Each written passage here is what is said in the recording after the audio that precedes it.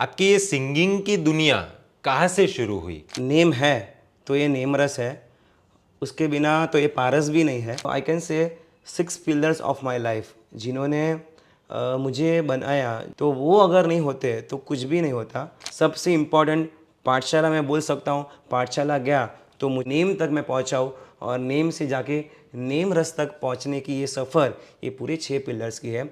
पाठशाला एक व्यक्ति के जीवन में कितनी इम्पोर्टेंट है और आपके जीवन में कितना बड़ा रोल प्ले किया?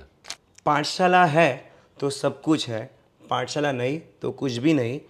यकीन मानो या ना मानो, मैं आज की डेट में भी स्टिल मैं पाठशाला जा रहा हूँ। आप पाठशाला जी, जा रहे हैं? मैं अभी भी जा रहा हूँ। हमारी साधना तो सिद्धशिला की है, तो जितना नीचे रहेंगे उतना ऊपर जाएंगे। Social off is equal to religious on, spiritual on. मैं आपको ये बोल सकता हूँ। पारस गड़ा यानी कि क्या? संगीतकार तो बाद में है, पहले तो मैं श्रावक हूँ, सेवक हूँ और एक छोटा सा साधक हूँ। आज हमारे साथ बहुत ही जाने माने जैन संगीतकार सुश्रावक संकेत ग्रुप में जो बहुत ही अच्छे और एक्टिव रूप से इन्वॉल्व है और जो सराक क्षेत्र के उत्थान के लिए भी बहुत अच्छा काम कर रहे हैं, ऐसे पारस भाई गड़ा आज हमारे साथ मौजूद है, जिन्होंने नेम रस, जय जय गर्वो गिरनार जैसे अद्भुत गीत गाए और जिनके गीत आज कई बच्चे, युवान आदि सभी उम्र के लोग गाते हैं, गुनगुनाते हैं। प्रभु भक्ति के दौरान जिनके द्वारा गाए हुए गीत हर व्यक्ति, हर सिंगर द्वारा गाए जाते हैं। ऐसे पारस भाई गड़ा की एज सिंगर नहीं बल्कि सिंगिंग के साथ साथ सिंगिंग के अलावा उनकी व्यक्तिगत दुनिया कैसी है वो जानने का प्रयास करेंगे। साथ ही सोशल मीडिया पर जो खुद एक्टिव नहीं है, भले आज हम उनके गीत सोशल मीडिया पर सुन रहे होंगे, लेकिन वो खुद फिलहाल न ही FB पर है, न ही व्हाट्सएप पर है, न ही इंस्टा पर है और न ही ट्विटर पर है। तो इसके पीछे का कारण क्या है और इससे उन्हें क्या फायदे होते हैं, आज वो भी जानेंगे। तो चलिए मिलते हैं पारस भाई गड़ा से।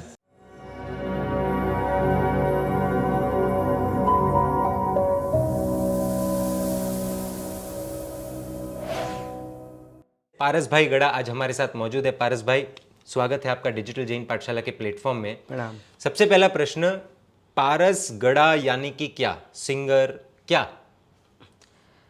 देवगुरु की कृपा से पारस गढ़ा तो है ही, लेकिन उनकी कृपा से मैं कहना चाहता हूँ कि पारस गढ़ा बाद में, लेकिन सबसे पहले मैं शासन का एक छोटा सा श्रावक, छोटा सा सेवक, एक साधक।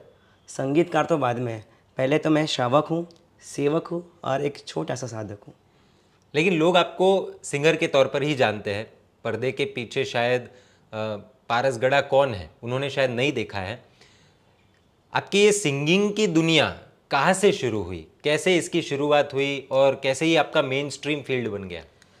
काफ़ी इंटरेस्टिंग कहानी है सिंगिंग के लिए। तो ऐसे देखने जाए तो छोटा सा था, तब से मुझे सिंगिंग का एक पैशन था। मतलब बॉर्न हुआ, बर्थ हुआ, मेरे घर पे मेरी मम्मी भी गाती है, पापा भी गाते हैं, मेरे मामा गाते हैं, सब कुछ मतलब सिंगर्स है। तो ऐसे भक्ति करवाते थे हम। हमारे वहाँ पे शनिवार के हर रोज़ भक्ति होती थी मंदिर में। तो फ्रॉम दैट स्टार्ट किया हमने, भक्ति करना शुरुआत की, और वहीं से हमें एक प्लेटफॉर्म मिला और हम स्टेज पे आए।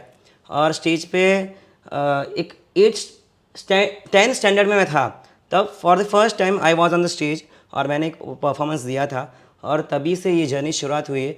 तो आई कैन से कि पिछले 10-15 सालों से ये सिंगिंग में मैं इन्वॉल्व हूँ, और इसमें पिछले 5 सालों से तो काफ़ी ज़्यादा ये सिंगिंग में मेरा जीवन बना है। तो बस देव गुरु और उनकी कृपा से ये संगीत भी है और ये साधना सब कुछ उन्हीं की कृपा से है, और आज जो भी हूँ आपके सामने बस उनकी बदौलत हूँ। अगर एक शॉर्ट क्वेश्चन पूछूं, एज सिंगर आपका एक महीने का शेड्यूल मैं जान सकता हूँ कैसा रहता होगा? जान के आप भी थोड़े तंग हो जाओगे। ऐसा है कि मैं कई बार हम जाते बहुत सारी जगह पे, तो हर बार प्रश्न पूछते हैं कि पारस भाई आज हमारे वहाँ पे वापरने आओ ना, खाने आओ ना। तो मैं उनको बोलता हूँ कि भैया ये सेम क्वेश्चन मेरी मम्मी भी मुझे पूछती है, मॉम भी सेम क्वेश्चन मुझे पूछती है। मतलब समझ गए कि आप कि घर पे मैं बहुत कम रहता हूँ, बाहर ज़्यादा रहता हूँ। तो आप बोल सकते हो कि एक महीने के अंदर अराउंड 15 डेज तो यूजुअली बाहर होती है, और 15 दिन अगर घर पे हुआ तो उसमें भी कोई गुरु भगवान याद करते कि ज़रा भाई आ जाओ कुछ काम है। तो कुल मिला के 5 दिन घर पे स्थिरता होती है, बाकी अस्थिरता है। जैसे 20-22 दिन बाद जब आप घर पे आते हैं तो आपका वेलकम कैसे होता है?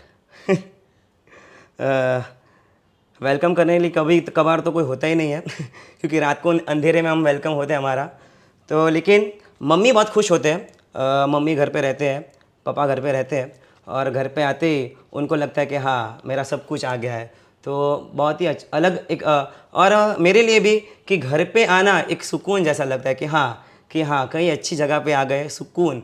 तो कहीं भी हम बाहर जाते हैं तो बैक ऑफ द माइंड तो होता है कि नहीं जल्दी घर पे जाना है, मॉम डैड से मिलना है और ढेर सारी उनको बातें करनी है कि एक्सपीरियंस शेयर करना है कि आज हमने ये किया आज प्रोग्राम में। और आप खुद भी आप भी बाहर जाते हो, आप भी घूमते हो तो आपको भी पता है कि हर जगह पे हर तरह के अलग अलग एक्सपीरियंस होते हैं, अनुभव होते ही रहते हैं। तो वही अनुभव मॉम डैड के साथ शेयर करते हो।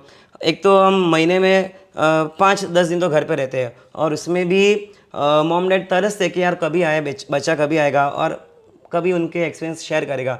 और जो 1-1.5 घंटा हम उनके साथ बैठते हैं रात को तो उन्हें भी अच्छा लगता है और हमें भी लगता है नहीं कोई अपना मिला और उनसे सभी बातें शेयर की तो काफ़ी अच्छा वेलकम होता है हमारा। तो एक तो देखिए आपका पैशन है सिंगिंग, राइट? जी तो आप वो कर रहे हैं तो आपको तो आनंद आ ही रहा है। यस। लेकिन दूसरी तरफ उनका जो सैक्रिफाइस है माता पिता का, परिवार का, तो उसको आप किस रूप में देखते हैं? डेफिनेटली उनका सेक्रीफाइस, उनका बलिदान आज हमारे से ज़्यादा बहुत ज़्यादा है। सबसे पहले तो मतलब एक माँ होके और पिता होके एक सोचना कि भाई मेरा बच्चा अभी मुझे कभी मिलेगा। एक तो हमारा शेड्यूल ऐसा होता है स्केड्यूल कि 10 दिन के लिए गए, चलो चले गए, फिर वहीं पे कोई ऐसा प्रोग्राम आ गया कि वहीं से और दूसरी ट्रिप पे जाना हो।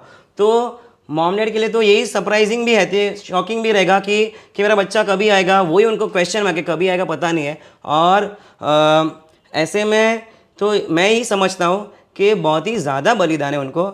एक तो बच्चे को ऐसी जगह पे ऐसे गांव में भेजना कि जहाँ पे खाने पीने का कुछ मिलेगा कि नहीं, वो सब भी क्वेश्चन है कि यहाँ पे घर में हम जिस तरह से रहते हैं और शोज़ में या प्रोग्राम में कहीं भी कौन सी गांव में होगा, पानी कैसा मिलता रहेगा, खाना पीना 3 टाइम मिलता तो रहेगा कि नहीं। एक तो प्रोग्राम का हमारा शेड्यूल ऐसा रहता है कि खाना पीना का कोई मतलब कोई चांस भी नहीं था। कोई ऐसे प्रोग्राम्स भी होते हैं कि 3 टाइम करना है प्रोग्राम, खाना पीना छोड़ के करना है। तो वो भी उनके माइंड में चलता रहेगा कि मेरा बच्चा खाता होगा कि नहीं, पीता होगा कि नहीं।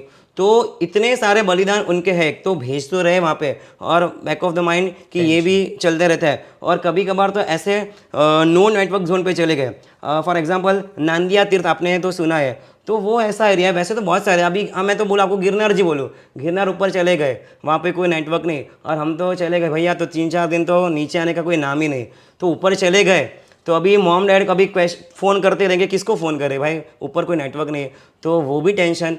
तो मैं समझता हूँ कि सही मायने में उनका बलिदान बहुत ही ज़्यादा है। और मैं तो आज उनको काफ़ी थैंक्स कहना चाहता हूँ कि आज वो हमें भेज रहे हैं वहाँ पे, तभी जाके हम कुछ शासन को प्रभु की कृपा से दे रहे हैं। आज उनका बलिदान है तभी हम पारस गड्या बन के आज सबके सामने आ रहे हैं। तो heads off to mom dad. धन्यवाद है पारस भाई गड़ा के माता पिता को, परिवार को, कि ये सैक्रिफाइस के कारण पारस भाई गड़ा आज जहाँ पर है वहाँ पर पहुँच सके हैं, वहाँ पर पहुँच सके हैं। आपने गिरनार की बात की जी 3 दिन ऊपर, आपका गिरनार से प्रेम बहुत ज़्यादा है। आपने वो रिसेंटली आपका जो गीत आया था नेम रस जी, वो तो इतना वायरल हुआ कि हिसाब नहीं। अभी इंस्टा खोलो ना तो सबसे मान लो कि अभी 5-10 वीडियोस सामने हैं तो उसमें से 3-4 वीडियो में म्यूज़िक तो यही है, नेम रस। आमरस भी महीने में है ना, साल में बहुत कम आता है। नेम रस है ना वो 12 महीने चलता है। आमरस तो कुछ समय के लिए ही रहता है, नेम रस ज़्यादा चलता है। ये इसके पीछे की कहानी हमको ऐसा लगता है कि ऐसा नहीं है कि बस आपको मन हो गया और आपने बना दिया और चल गया, वायरल हो गया। बराबर है, सही बात है। राइट, कुछ तो उसके पीछे का स्टोरी होता है, कहाँ से उसका। तो एक नेम रस जो गीत है उसके पीछे का कहानी क्या है? नेम रस ऐसा है, मैंने एक वक्ता के मुंह से सुना था कि यू कैन अवॉइड आम रस but you can't avoid name रस। तो नेम रस तो भैया ऐसा है कि बहुत प्यार, बहुत ज़्यादा लव ये सॉन्ग को मिला है। फिर चाहे छोटा हो बड़ा हो, from each and every corner of the India, world ले सकते हो, कि जहाँ पे ये पद को, ये गीत को इतना सारा प्रेम मिला है। मैं बहुत मतलब खुश हूँ कि नहीं कि ये नीमरस का पद कि सभी के मुंह पे, ज़बान पे और उससे ज़्यादा सबके दिल में है और बहुत ही आनंद है।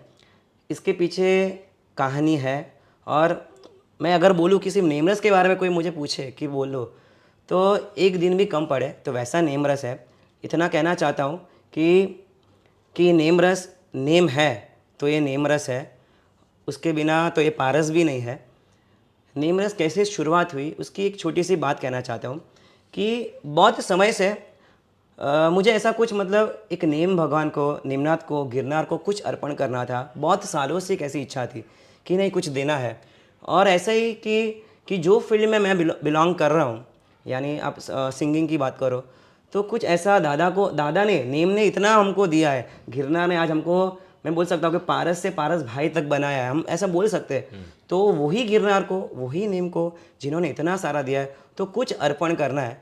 तो वही भावना सतत वो हैमरिंग होती थी कि नहीं कुछ करना है भाई, कुछ करना है। तो तभी ऐसे दिमाग में आया कि कुछ ऐसा कुछ पद हम नेम को दे और वो नेम को भी गिफ्ट, नेम के लिए हमारी ओर से गिफ्ट और सबके ओर से, सिर्फ मेरी ओर से नहीं कि नेम के जितने भी भगत हैं उनकी सबकी ओर से एक नेम को गिफ्ट एक हमको देनी है कि जिन्होंने हम सबको बहुत सारा दिया है।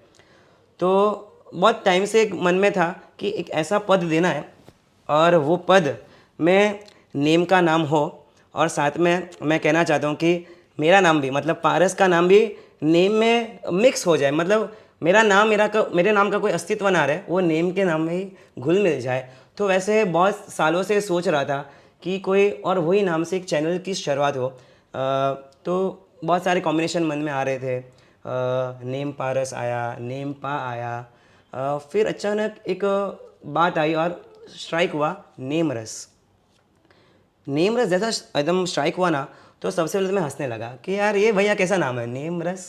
आमरस सुना है, ये नेमरस क्या है। तो पहले तो मैं स्टार्टिंग में हंसता था कि यार नहीं जमेगा नहीं। फिर कुछ और कुछ सजेशन कुछ मिल नहीं रहा था, कोई कॉम्बिनेशन बैठ नहीं रहा था।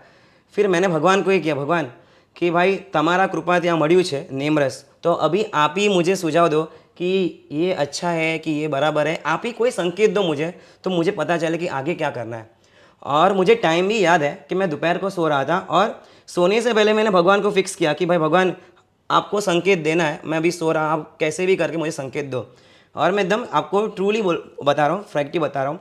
और मैं 3 बजे जैसे आसपास सोया होगा और अचानक 4 बजे नींद उड़ी और मतलब उसके पहले ऐसे दिमाग में नेमरस आया, मन में आया, भगवान ने संकेत दिया और मैं तुरंत उठ गया और वो उठा, नेमरस मन में था।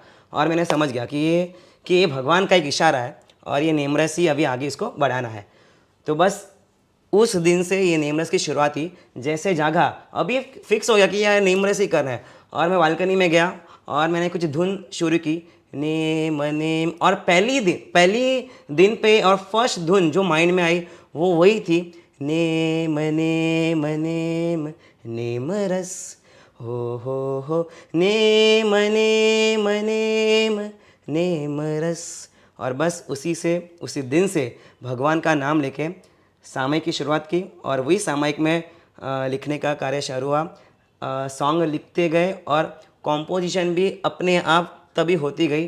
कोई कीबोर्ड का इस्तेमाल प्रभु कृपा से तभी नहीं किया है, बस वही सुझाते गए और वही लिखवाते गए। शब्द भी उनके, धुन भी उनकी और पद भी उनका।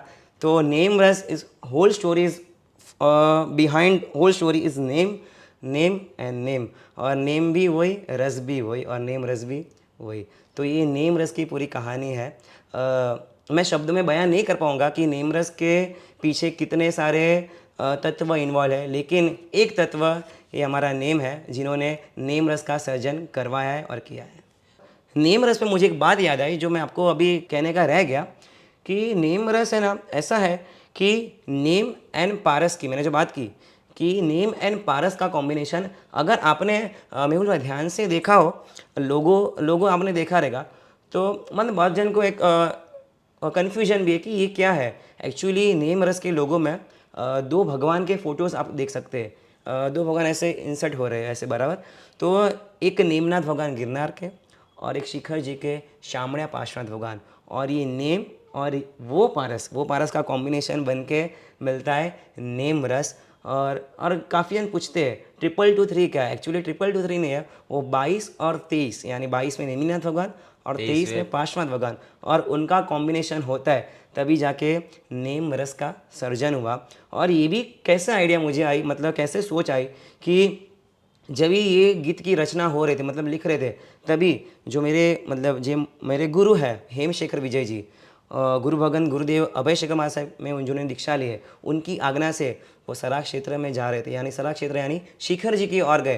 तो तभी ये सोच आई कि जो गिरनार से पहले कनेक्टेड थे हेमशेखर महाराज साहब, आज वो शिखर जी की ओर जा रहे, तो गिरनार और शिखर जी का कॉम्बिनेशन नेम और ये पारस का कॉम्बिनेशन तभी जाके हुआ, और नेम रस। और ये आज नेम रस ने, आपको भी पता है कि ये नेम रस ने पूरे भारत भर में, विश्व भर में आज नेमनाथ भगवान का जय जयकार किया है। तो मुझे बहुत ही आनंद है कि एक निमित्त मिला नेमनाथ भगवान को घर घर ने घट घट तक पहुंचाने का एक निमित्त मिला है, और इस को लेके बहुत आनंद है दिल में। नो डाउट नेमिनाथ दादा के इतने इतने इतने भक्त हैं, उनके पीछे लोग पागल हैं, वो तो हम देख ही रहे हैं। एक बात यहाँ पर आपसे पूछनी है कि जब आप सिंगिंग वगैरह करते हैं तो, और आपने जैसा कहा कि देवगुरु कृपा से ये सब हो ही रहा है, नेम फेम सब कुछ, लोग आपको बुलाते होंगे, सेल्फीज ये वो, और अब तो आप मतलब देखिए लगभग सब भक्ति गीत में सिंगर ले या न ले, पब्लिक ले लेती है कि हमको तो नेम रस गाना ही है। तो सिंगर की इच्छा न भी हो शायद, तो भी नेम रस तो गाना ही पड़ता है, उसके बिना भक्ति अधूरी हो जाती है। तो पूछना ये था कि नेम फेम ये सब आप कैसे हैंडल करते हैं? ऐसा नहीं कि मैंने ये गाना गाया है, मेरे कारण ये वायरल हुआ है। भले बोलने के लिए ये अच्छा है कि हाँ ये तो देव गुरु कृपा है, सब ये, और ये बोलना ही चाहिए नो डाउट, लेकिन अंदर सबकॉन्शियस माइंड में कहीं ना कहीं वो ईगो जनरेट होने के चांसेस होते हैं कि नहीं ये मैंने किया है, मेरे से हुआ है, मेरा गाना वायरल। तो इस मैं, मेरा, मुझे, मुझसे, इसको आप कैसे हैंडल करते हैं? लोग जब सेल्फीज, अरे ये तो पारस भाई, आपने कहा ना पारस से पारस भाई बन गए, पारस गड़ा आ रहे। आप कहीं पर भी जाते होंगे तो वो एक वीआईपी ट्रीटमेंट वगैरह, तो ऐसा है कि कोई ईगो वगैरह, उसको कैसे हैंडल करते हैं आप? शक्यता पॉसिबिलिटी बहुत ही ज़्यादा है ये चीज़ की। पारस भाई, हाँ पारस गड्ढा आपने बोला ना, अभी तो ऐसा भी है कि कई जगह पे नेम रस गड्ढा भी बुलाते हैं, तो वो भी मतलब ऐसे हो सकता है। नेम रस की धुन सुनते हैं, कई प्रोग्राम्स में, कई शोज़ में जाते हैं, कई शोज़ में संगीतकार कोई और होता है, हम लोग पीछे बैठे होते हैं, और बेचारा वो गाता भी रहता है, और वो जैसे गाना स्टॉप करता है और पब्लिक नेम रस करती है, वो सब भी सुना है। तो मन में ईगो के चांसेस आना मतलब पॉसिबल है, क्योंकि हाँ ये मेरा गाना है, देखो पब्लिक को कितना अच्छा लग रहा है, और वही यार कोई आता है कि भैया आपका नेमरस गाना बहुत ही अच्छा है, वही सुन के मेरा बेटा रोज़ सुनता है, वही सुन के रोज़ सोता भी है। तो कहीं है ना, देखो हम सब छदमस्ती है, तो सब कुछ आना पॉसिबल है, वो मन में थोड़ा अहम का भाव, ईगो का भाव आना है, शक्य है, और आता भी है, ऐसा नहीं कि नहीं आता है। हम ऐसे कोई उच्च श्रावक नहीं है, उच्च साधक भी नहीं, बनना चाहते हैं, बनने की कोशिश वही है, लेकिन मन में तो आता ही है। लेकिन है ना, गुरु भगवान की एक बात सुनी थी कि कोई भी बड़े से बड़ा पेड़ हो, झाड़ हो, उसके रूट से ना नीचे ज़मीन में ही होते हैं। आप कहीं भी देखो, कोकोनट हो या कोई भी पीपल का झाड़ हो, लेकिन उसके वो मूड होते हैं, मूड रूट्स, वो ज़मीन से ही जुड़े होते हैं, कहीं एकदम कोसों दूर तक, लेकिन ज़मीन से जुड़े होते हैं। जैसे ही वो रूट बाहर निकलते ना, वो पेड़ गिरता है। बस यही मन में है कि भाई हम जितने भी बड़े हुए, जितने भी ऊपर जा रहे हैं, लेकिन भाई मूड़िया अगर जो बाहर निकल गए तो भैया आपका गिरना तय है। तो बस यही मन में है कि भाई कितने भी कोई ना चने के झाड़ पे चढ़ा दे, लेकिन भाई आपको तो नीचे रहना है, और जो भी डाउन टू अर्थ रहा है वो और भी ऊपर गया है। ऊपर हमें तो, हमारी साधना तो सिद्धशिला की है, तो जितना नीचे रहेंगे उतना ऊपर जाएंगे, और बस यही गुरु भगवान का कहना है, और वही सतत दिल में चलते रहता है। कहीं कोई सेल्फी भी गिराने आ जाए तो भी मन में हुए भाई हमें कंट्रोल करना है, अपने आप को अहम से बचाना है, और यही अरहम का तत्व है जो हमें अहम से बचा रहा है। आपने एक बीच में बहुत अच्छी बात कही कि अगर ऊपर जाना है तो नीचे रहना पड़ेगा। माने आपका कद कितना भी बढ़ जाए, आपका सर कितना भी ऊपर चले जाए, लेकिन पैर ज़मीन पर रहने पैर चाहिए। ज़मीन पे रहने चाहिए। अच्छा, आपके बहुत वीडियोस वायरल होते हैं, और ये बात अच्छी है कि अच्छे वीडियोस ही वायरल होते हैं। रेलवे स्टेशन पर आप प्रतिक्रमण करते हैं, कहीं पर कुछ कहीं पर कुछ। तो ये पहले तो मुझे आपका जानना है कि आपका ये दैनिक जो क्रिया है वो क्या है। रेलवे स्टेशन पर प्रतिक्रमण, ये वो बहुत आपको अनकंफर्टेबल महसूस होता होगा। ये सब कैसे, क्या आपका शेड्यूल है डेली का? देव गुरु की कृपा से बहुत सारे मतलब गुरु भगवान से जुड़े हुए हैं, बहुत सालों से जुड़े हुए हैं, और उन्हीं का एक मार्गदर्शन कि श्रावक की जो दैनिक क्रिया है उसमें आवश्यक क्रियाएं होनी चाहिए। तो गुरु भगवान के माध्यम से जो हमें क्रियाएं मिली है और जो समझन गुजराती में बोले कि समझन जी मળી છે આપણે, तो वो हिसाब से नित्य क्रम में पिछले कई सालों से सुबह शाम के प्रतिक्रमण, 2 टंग प्रतिक्रमण, वो बहुत ही अच्छी तरह से प्रभु की कृपा से, गुरु की कृपा से चल रहे हैं। और बस भगवान से भी यही प्रार्थना है कि इसमें कहीं रुकावट ना आ जाए। कभी मन में होता है कि नहीं आज छोड़ दे, आज थोड़ी आलस आ रही है कि आज नहीं भाई पारस नहीं करना, आज આટલું તો કર્યું છે, આટલી વિદાય પ્રોગ્રામમાં ગાયું છે, આજે छोड़ी देना, हम मन में होता है। लेकिन है ना, इधर भी एक गुरु भगवान का नियम याद आता है। और गुरु भगवान ने बोला था एक बार कि पारस छेद वाली थाली में भोजन कभी नहीं करना। कि उन्होंने पूछा कि भाई छेद वाली थाली में भोजन कर सकते हैं कि नहीं, तो मैंने कहा कि नहीं भाई, छेद वाली थाली माने होल में थाली में होल हो આપણે कितना खाए। तो उन्होंने बहुत अच्छी बोला कि अगर थाली में छेद हो तो नहीं चलता, तो हमारे नियम या संकल्प में छेद हो तो वह कैसे चलता है। और मैंने खुद ने अनुभव किया है। बहुत सालों के पहले प्रतिक्रमण की क्रिया चालू थी, लेकिन एक दो बार रुकावट आ गई और फिर वो नियम वहीं पे ठप हो गया, वहीं पे स्टॉप हो गया।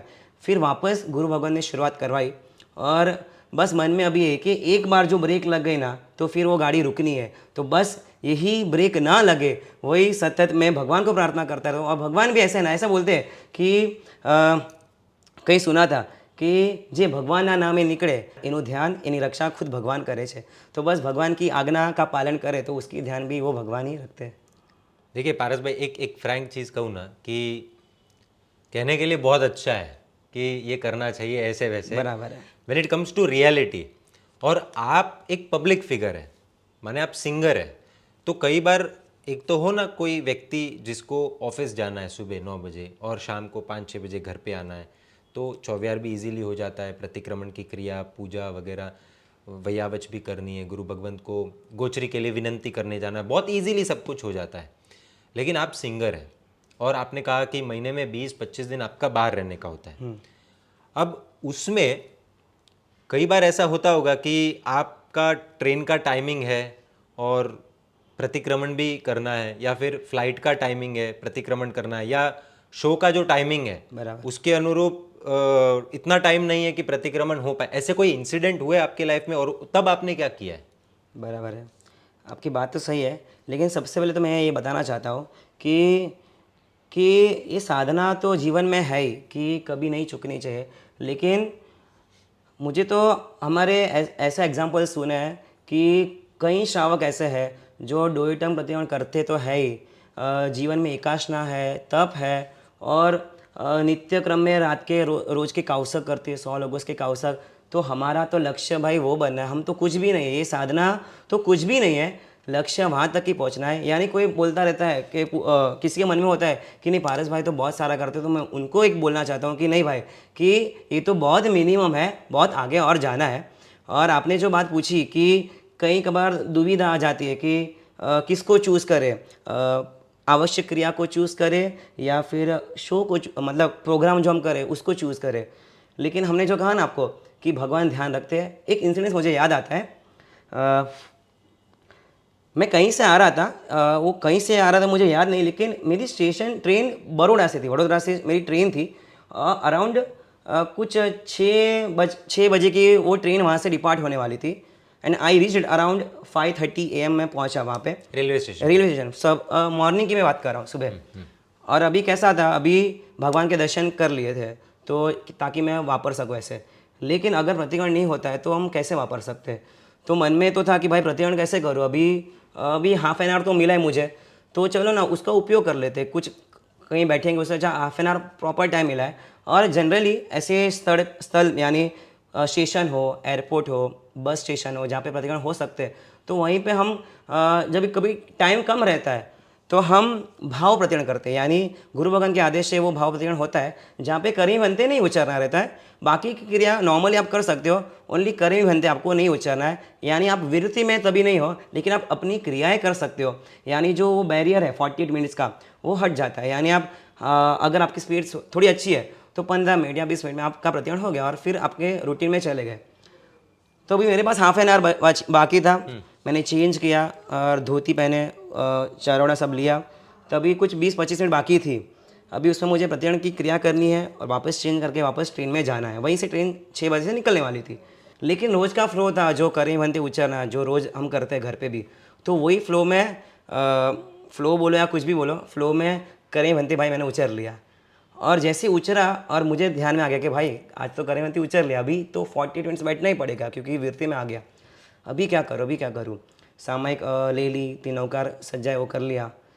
और जैसे 3 औकार गिने ना, मैं आपको ये फैक्ट बता रहा हूँ कि ये जो इंसिडेंस मेरे साथ में हुआ, जैसे ही 3 औकार गिने, सामायिक ले ली, और तभी वहीं से वडोदरा स्टेशन पर अनाउंसमेंट होता है कि जो ट्रेन नंबर वो अनाउंस हुई कि is been delayed by 20-25 minutes, यानी जो मेरा प्रतिक्रमण का समय आ रहा था उसके 5 मिनट के बाद वो ट्रेन आनी थी, और वो भी सेम प्लेटफॉर्म पे। तो तभी ऐसा लगा कि नहीं, कि भगवान सच में ध्यान रख रहे हैं, कि भगवान कोई ऐसा तत्व बैठा है जो हमारी परीक्षा भी कर रहा है एट द सेम टाइम, और एट द सेम टाइम वो हमें ब्लेसिंग्स भी दे रहा है, ध्यान भी रख रहा है और हमारी रक्षा भी कर रहा है। और तभी उस दिन इतना आनंद आया ना। कभी कभार जो होता है ना कि यार आज छोड़ देना है, आज नहीं थकान लग रही है, तो वो उस दिन से, वो इंसिडेंट से तभी हुआ कि नहीं कि ये चीज़ तो कभी अभी छूटेगी नहीं, क्योंकि देखने वाला भगवान है, तो अभी चिंता करनी ही नहीं है।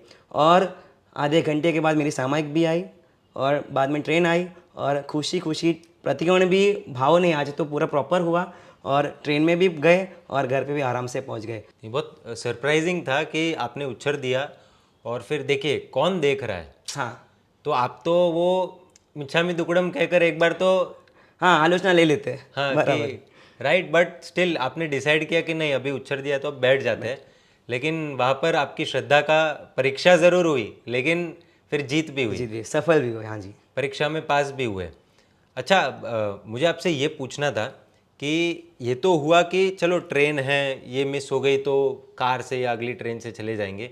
ऐसा कभी कुछ हुआ हो कि कटोकटी, एकदम कटोकटी, जैसे अभी फॉर एग्जांपल प्रोग्राम है बस और तभी आप पहुंचे और प्रतिक्रमण बाकी है, तो उस टाइम में तो देखिए कमिटमेंट दिया हुआ है कि आपको मान लीजिए 10 बजे पहुंचना है और आप पहुंचे 9:30 या 9:50 को, ऐसा कभी कुछ हुआ है?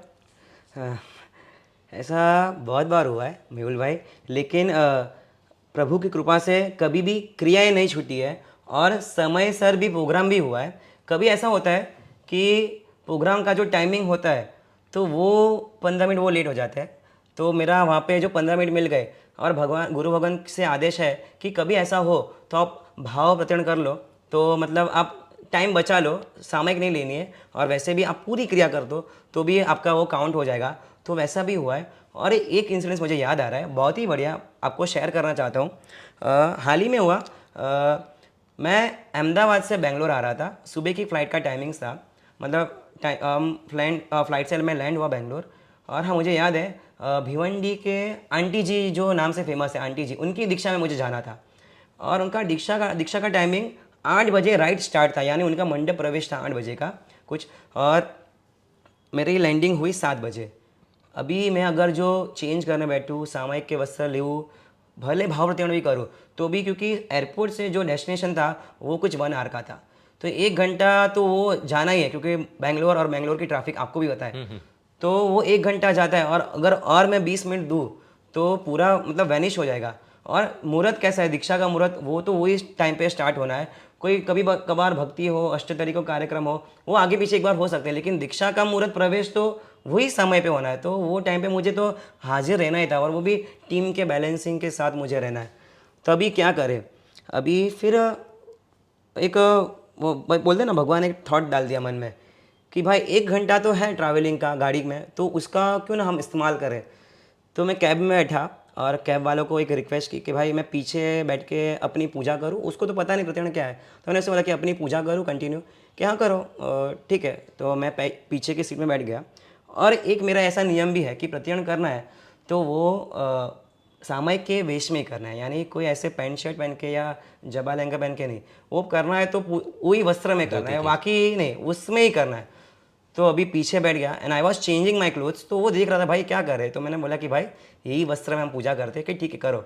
और गाड़ी चालू है, कैब चालू है, और कैब में चेंजिंग किया, धोती पहने, बाकी साइड से सब देख रहे कि भाई क्या चल रहा है, लेकिन कैब पहना, धोती पहना, खेस डाला, और फिर पूरा 1 घंटा का प्रॉपर यूज़ हुआ और मैं पहुंचा और मेरा प्रतिक्रमण भी प्रॉपर हो गया। भले भाव किया लेकिन पूरी क्रिया राई प्रतिक्रमण की हुई, और पहुंचते ही दीक्षा के मंडप में जो फ्लो चल रहा था दीक्षा का, और उसमें जुड़ गया। तो आपने जो कटोकटी में बोलता है कि कटोकटी में भी अगर दिल में इच्छा हो कि करना है, भगवान प्रति श्रद्धा हो और आवश्यक क्रिया करनी है, तो मतलब कोई बहाना नहीं है, 100 बहाने एक बाजू और करने की इच्छा है अलग बाजू।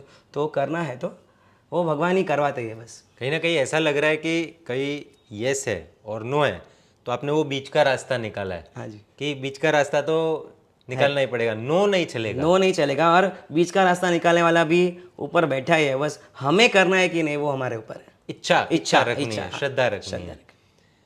अच्छा, आपने बैंगलोर की बात की तो बैंगलोर से याद आया, आपका रिसेंटली एक वीडियो वायरल हुआ था। पूज्य विमल सागर सुरेश जी महाराज साहब के कार्यक्रम में आप गए थे, वहाँ पर आपका वीडियो हुआ था, और पूज्य आचार्य श्री ने कुछ कहा था कि इनकी आगे की भावना बहुत अच्छी है, सुंदर है। बराबर है। तो उस पर आपका क्या रिएक्शन है? मेहुल भाई, ये तो वीडियो आपने बराबर देखा। मुझे तो पता चला, हाल ही में पता चला, एक 5-10 दिन के पहले एक फ्रेंड के थ्रू पता चला कि भाई कुछ ऐसा हुआ है क्या।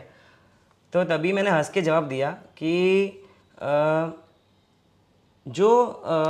हम जिस फील्ड में काम कर रहे हैं, हम ऐसा एक सुना एक जगह पे कि जो अत्तर की दुकान पे काम करता है ना, तो उसको अत्तर की सुवास छुए बिना नहीं रहती। तो हम तो भैया दिन रात दीक्षा के कार्यक्रम में रहते हैं, तो दीक्षा की भावना छुएगी नहीं तो वो पॉसिबल ही नहीं है। तो भावना तो अच्छी है और होनी चाहिए, सिर्फ मेरी नहीं सबकी होनी चाहिए, भले संगीतकार हो या ना हो, लेकिन हम जैन हैं तो एटलीस्ट संयम की भावना तो होनी चाहिए। ये हमारा सही में जैनत्व है। और अगर नहीं हो तो वो एक आश्चर्य है कि हाँ कि भाई आपको भावना नहीं है। और ये मुंबई के माहौल में, गोरेगांव के जहाँ से मैं बिलोंग करता हूँ, बोलते हैं कि जवानगर तो रत्नोनी खान है, और ऐसे में जहाँ पे हर चातुर्मास एक से एक बढ़िया होता हो, बड़े बड़े आचार्य भगवान आते हो और उनको सुनने का अलावा और उनको सुनते रहते हैं। और हम तो दिन रात विदाई के कार्यक्रम सुनते थे, कभी अल्पेश भाई को सुन लिया, कभी मौलिक भाई, और कभी कभार आपके वीडियोस देख लेते हैं आपके प्लेटफॉर्म पे। तो ये सब देख के अगर भावना नहीं होगी तो एक आश्चर्य है, और भावना अच्छी है और रहेगी। बाकी की बात तो आगे भगवान देखने वाला है, लेकिन अच्छी भावना है। इसमें मैं क्वेश्चन पूछता हूँ कि आज आपने कहा ना कि हाँ भावना तो हर एक को रखनी चाहिए। अभी बीकॉम पढ़ने वाला है ना, तो वो एकदम ठाट बाट से कहता है कि मैं तो बीकॉम पढ़ रहा हूँ। डॉक्टर जो पढ़ रहा है तो वो कहता है कि हाँ मैं तो डॉक्टर की पढ़ाई कर रहा हूँ। या कोई पायलट बन रहा है तो वो एकदम गर्व से कहता है। कोई बिजनेसमैन है तो वो बोलता है मेरा तो इतना बड़ा व्यापार है, मैं तो ये हूँ, मैं वो हूँ। कोई अगर फोटोग्राफर है तो वो प्राउडली कहता है कि मैं सिनेमाटोग्राफर हूँ। कोई सिंगर है तो मेरा ये है, मेरे इतने इतने गाने हैं। लेकिन जब बात दीक्षा की आती है ना, तो कई लोगों के अंदर वो भावना है कि नहीं, दीक्षा के लिए एक कह सकते हैं कि सॉफ्ट कॉर्नर है, मुझे भी दीक्षा लेने की इच्छा है, होनी चाहिए, बाहर नहीं आती है। हाँ, लेकिन वो बोलते नहीं क्योंकि उनको शर्म आती है कि दुनिया क्या सोचेगी। इसको लेकर आपका क्या कहना है? और आपकी बात सही है, और ऐसे चलते कई सारे मुमुक्षु वो रहने के लिए, ट्राई के लिए भी नहीं जाते कि अगर मैं सपोज रहने के लिए चला गया, वो डिक्लेयर कर देंगे कि ये तो दीक्षा डिक्लेयर कर दिया, और कभी ऐसा हुआ कि फिर भावनाएं आगे नहीं बढ़ी और वापस संसार में आ गए, तो फिर अभी मेरी रेपुटेशन का क्या, अभी क्या। तो बहुत जनों के मन में ऐसा होता है। तो मैं आज बोलना चाहता हूँ कि अगर आपने जो बोला कि पायलट है तो गर्व से होना चाहिए कि भाई कि मैं पढ़ाई कर रहा हूँ, तो ऐसे ही कि अगर हम जैन हैं तो हमें भी ये गर्व है कि भाई संयमना भाव મને પણ છે, इसमें कोई भी शर्म नहीं होनी चाहिए। भावना तो मुमुक्षु, हम मुमुक्षु क्या अर्थ क्या, जिसको मोक्ष की इच्छा उसको मुमुक्षु बोलते हैं। तो मोक्ष की इच्छा तो सबको ही होनी चाहिए। तो मुमुक्षु कभी कभार बोल भी दिया तो भाई कोई गलत नहीं है। हमें कभी भी अपने आप को संकोच नहीं रखना है और अपनी भावनाएं को और आगे बढ़ाना है। आज भावना हुई है तो कल जाके वो छोटा सा बोलते हैं बीज, वो कभी फूल बन जाएगा हमें पता नहीं है। तो भावनाओं को बाहर निकालना चाहिए। और ऐसे बहुत सारे जो हमारे समाज में है जो जिनकी थोड़ी सी भावना होती है और उनको ऐसे हंसी मजाक में उड़ा के वो उनको दबाते, उनको खास ऐसे बोलना चाहता हूँ कि विनंती है कि ऐसा ना करें और उनको उल्टा बढ़ावा दे तो उनकी भावना और स्ट्रांग होगी और उनको और सपोर्ट मिलेगा और वो बीज कभी वृक्ष बन जाएगा, संयम का वृक्ष बन जाएगा, हमें पता नहीं। तो बस इतना है कि भावनाएं तो अच्छी होनी चाहिए। और ये कोई शर्म का काम नहीं, ये तो धर्म का काम है। शर्म का काम नहीं है, धर्म का काम है। और ये तो गर्व का काम है कि जैसा तैसा नहीं, ये तो शासन का सेनानी है और हम जिस शासन में हैं और उसके सैनिक बनने का लाभ मिलता हो, प्रभु वीर के वंशज का लाभ बनना मिलता हो, तो भाई उससे गर्व की बात तो और कोई नहीं। और प्रभु का वेश पहनना ये बहुत ही अच्छी अपने आप में भावना है। तो ये भावना सिर्फ मेरी नहीं, सबकी होनी चाहिए और सबकी होगी भी, लेकिन किसी की बार आती है, किसी की नहीं आती बस। अच्छा, आपने कहा कि वो कुछ ही समय पहले आपको ये पता चला, वीडियो वगैरह वायरल हुआ, तो आपको आपने देखा नहीं था वीडियो?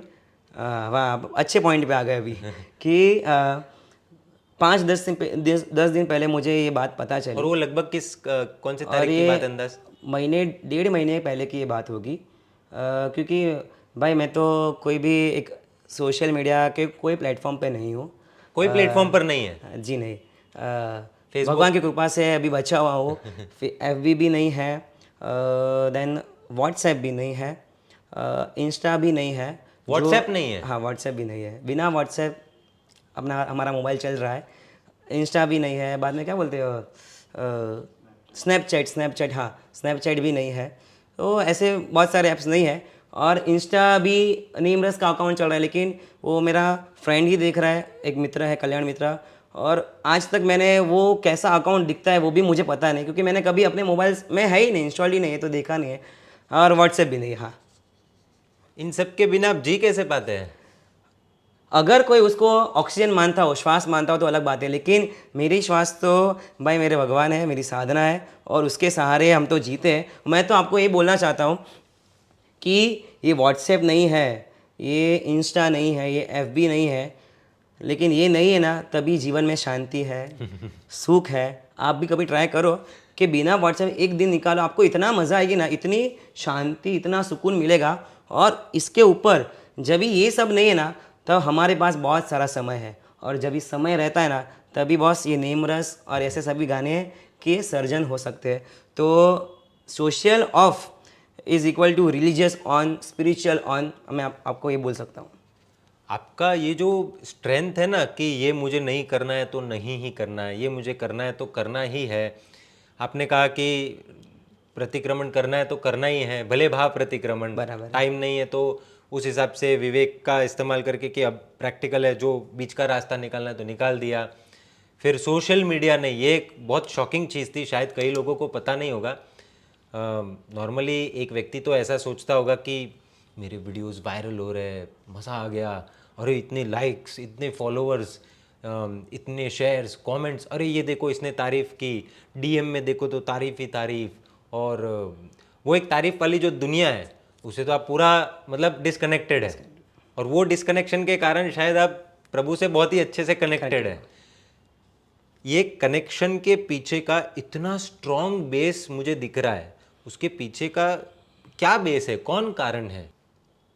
मैं ऐसा समझता हूँ कि कोई भी चीज़ हो, यानी कोई भी, अगर फॉर एग्जांपल ले लें, बिल्डिंग हो, टावर हो, सबका कुछ ना कुछ बेस होता है, फाउंडेशन होता है।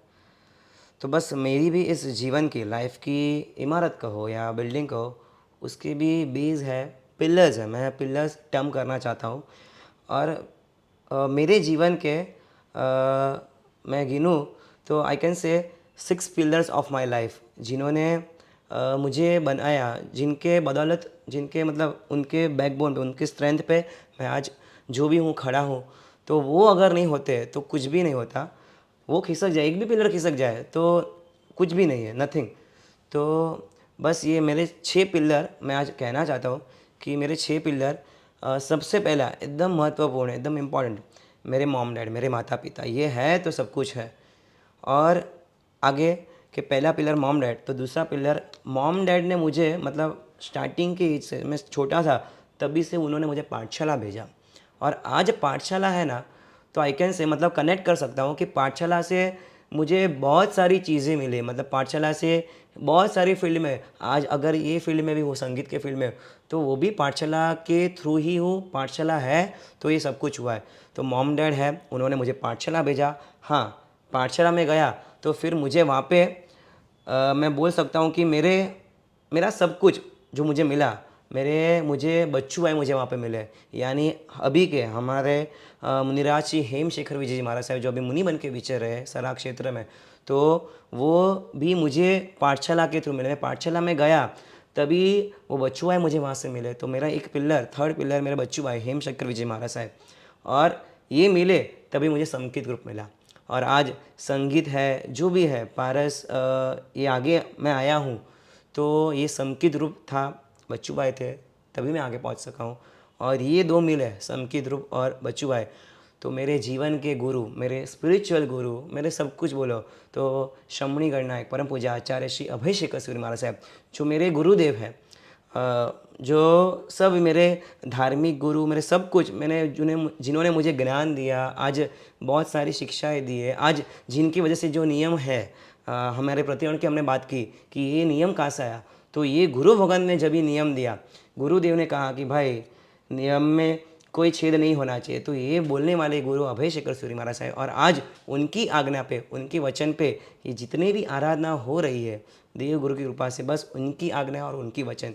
तो मेरे मॉम डैड, पाठशाला, हेमशेखर विजय जी, बैन संकित रूप, अभय शेखर सूर्य महाराज साहब, और छठा पिलर, मेन पिलर, आज ये सब मिले तब जाके मुझे नेम मिले हैं, और नेम मिला तो नेम रस मिला है।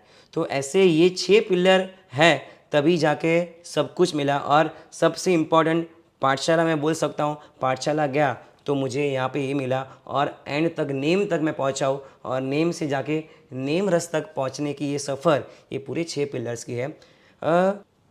मैं अगर रूट पकड़ूं तो आपने कहा कि पाठशाला, जी, रूट आपका पाठशाला है, राइट? और रूट जितना स्ट्रांग हो फिर वो पेड़ उतना स्ट्रांग रहता है, उसको हिलाना इजी नहीं होता, राइट?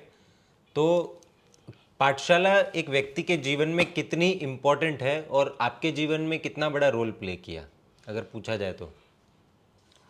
मैं एक लाइन में अगर इसको करूँ, समराइज़ करूँ, तो आई कैन से पाठशाला है तो सब कुछ है, पाठशाला नहीं तो कुछ भी नहीं। मैं आपको, अगर आप यकीन मानो या ना मानो, मैं आज की डेट में भी स्टिल मैं पाठशाला जा रहा हूँ।